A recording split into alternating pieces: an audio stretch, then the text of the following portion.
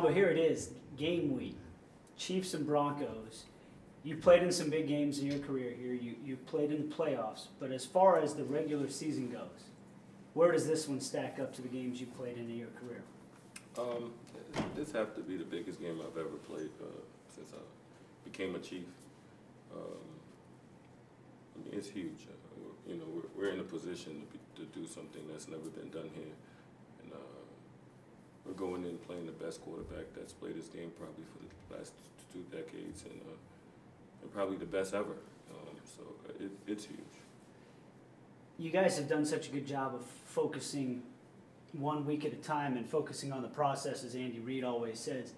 But does this feel any different? I mean, is there any different bounce in the step in the locker room and the meeting rooms and all that this week with what you just said on the line? Of course, our guys, they're excited to play. Our goal haven't changed. It's being 1-0 each week. We just know we have to turn it up a little bit more. We're going to get teams' best games.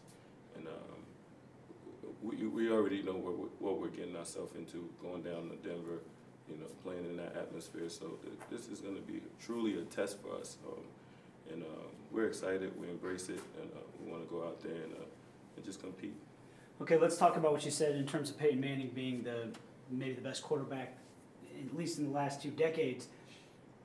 For your job in specific, getting to the quarterback, what's the hardest part about sacking him? Well, he gets the ball out fast. He's very quick. He has a quick release. He's able to. He's not going to run out the pocket, but he's able to know what the defense is giving him.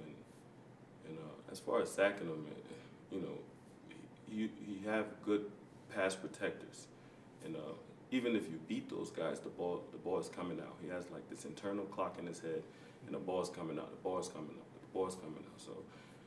The hardest part would be relentless, just to be relentless in trying to get there and hit him and sack him. And so long you do that, your opportunity will increase.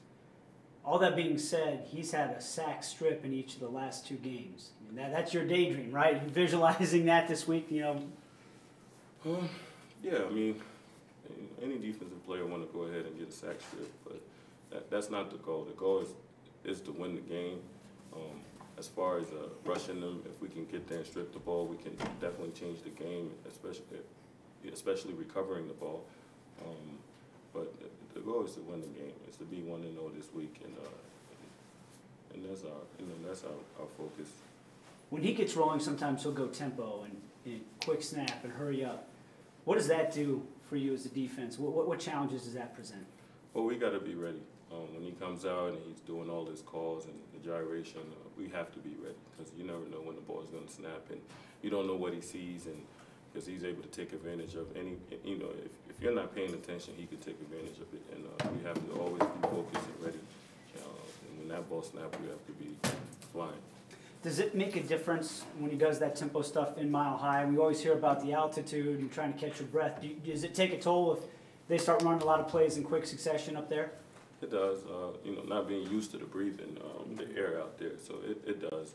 I mean, after a couple series, you get used to it, but the couple times I've been out there thinking that they're going to come out and run the ball, no, they want to get your heart rate up, so they're passing the ball. There's still